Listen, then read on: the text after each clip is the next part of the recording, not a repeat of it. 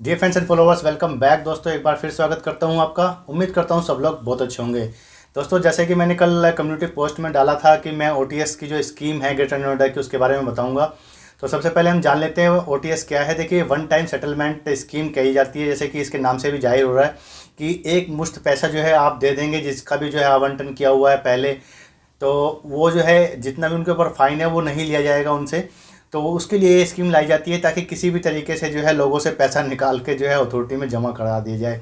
बस इसका मोटा मोटी आप जो है मोटे मोटे शब्दों में ये समझ लीजिए, ज़्यादा टेक्निकल और डीप में नहीं जाएंगे। तो ये तो हो गया इसका मतलब। अच्छा, ये किन लोगों पे लागू होगी? तो देखिए, जो 2016 और 2017 से पहले के फाइनेंशियल ईयर में जिसको भी आवंटन किया गया है, जिन्होंने अभी तक पैसा जमा नहीं किया है, या फिर जो है किसी का बैलेंस है, या फिर किसी ने कंपनसेशन नहीं दी है जो फार्मर की है, या किसी ने लीज डीड नहीं कराई है, तो उनके ऊपर जो है फ़ाइन लगे हुए हैं। उन फ़ाइन को हटाने के लिए जो है योजना लाई जाती है।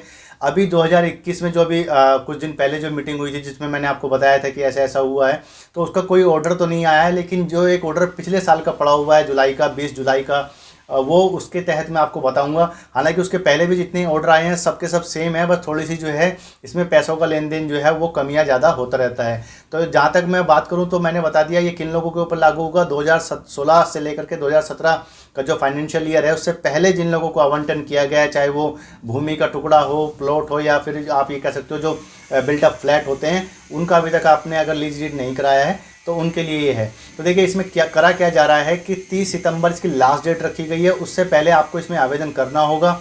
या तो आप जो है उसका फॉर्म डाउनलोड कर लीजिए ग्रेटर नोएडा वेबसाइट से जा करके, उसको आप भर के या तो आप स्पीड पोस्ट कर दें रजिस्टर्ड, या फिर आप जो है इसके अथॉरिटी के जो काउंटर है वहाँ पर जा कर के अपना जो है आवेदन कर सकते हैं, एप्लीकेशन दे सकते हैं। तो देखिए, इसमें अब क्या होगा कि तीन चीज़ें हैं। या तो किसी का बैलेंस रह गया होगा, ठीक है। अगर किसी का बैलेंस रह गया है तो जितना वो उस पर ब्याज लगाते हैं, यानी पेनल्टी लगाते हैं, वो ना लगा कर खाली सिंपल इंटरेस्ट उसके ऊपर लगाया जाएगा, और उससे आपको जो है पैसा लिया जाएगा, एक मुश्त पैसा जो भी आपका बन रहा है उस पर उसको जोड़ करके, ठीक है। अगर मैं इसके फीस की बात करूँ तो ये दो कैटेगरी में डिवाइड किया गया है। ये जो मैं बता रहा हूँ पिछले ऑर्डर से बता रहा हूँ, नया ऑर्डर भी तकरीबन सेम ही होगा, कुछ अलग उसमें नहीं आपको देखने को नहीं मिलेगा। जब आ जाएगा तो उसका भी हम लोग जो है मैं कम्युनिटी पोस्ट पर डाल दूंगा।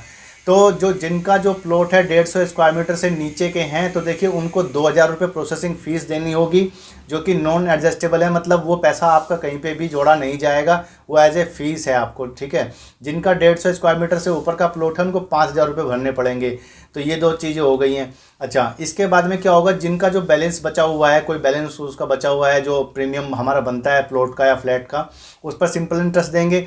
दूसरा, ऐसे लोग भी हैं जिनको जो है कंपनसेशन देनी थी फार्मर्स की, जो कि 64.7% होती है, उसको अब उतना ना दे करके 9.5% उस पर जो है लगाया जाएगा, जितनी भी उनकी बनती है, ठीक है। तीसरा होता है लीज डीड का। अगर किसी ने अभी तक लीज डीड नहीं कराई है तो देखिए, वो अगर 30 सितंबर तक करा लेता है तो जितनी भी उसकी पेनल्टी बनती है उसका 60% उसको जमा कराना होगा, 40% का उसको ऑफ दे दिया जाएगा। तो ये सब चीज़ें हैं इसमें जो बताई गई हैं। सपोज कीजिए किसी ने अभी तक तीनों ही नहीं करी है, तो उसका जो टोटल का जो भाग जोड़ होगा उसका 40% ऐड कर दिया जाएगा, आपका जो बैलेंस बचा हुआ, जो प्रीमियम बचा हुआ उसमें।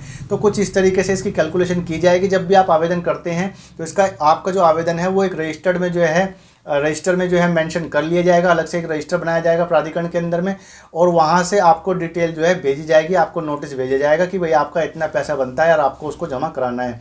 इसमें देखिए दो तीन चीज़ें हैं। जिन लोगों ने पहले पैसे जमा करा दिए हैं उनके ऊपर ये योजना लागू नहीं होगी, और जिन लोगों ने ज़्यादा चतुराई दिखाई है, अथॉरिटी के खिलाफ केस कर दिया है, तो उन लोगों को भी जो है इसमें शामिल नहीं किया जाएगा। हाँ, उनके लिए एक रियायत ज़रूर दी गई है कि अगर वो अपना केस वापस ले लेते हैं और उसका एक सर्टिफिकेट जो है अब ले लेते हैं वहाँ से, और वो सर्टिफिकेट आपको जो है आवेदन के साथ में लगाना होगा, तभी आपको जो है इस वन टाइम सेटलमेंट स्कीम में जो है शामिल किया जाएगा। तो सारी चीज़ें आपको समझ में आ गई होंगी कि किसके फेवर में होती हैं, किसके में नहीं है। बस पैसा निकालते जाइए और डेवलप करते जाइए चीज़ों को। तो ये थी। अगर आपका फिर भी कोई सवाल है तो आप मेरे से पूछ सकते हैं नीचे कमेंट करके।